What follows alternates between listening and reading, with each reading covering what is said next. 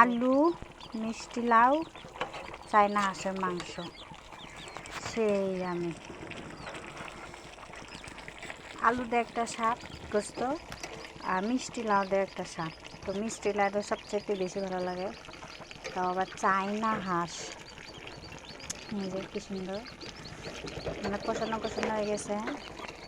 রান্নার রেসিপিটা তুলতে পারিনি, আসলে ওইদিকে গেছিলাম। তো দেখেন কি সুন্দর কষানো হয়ে গেছে মিষ্টি আলু দিয়ে। আর একটু নাড়া দাও, কি সুন্দর মিষ্টি লাউ দিয়ে চায়না হাঁসের মাংস।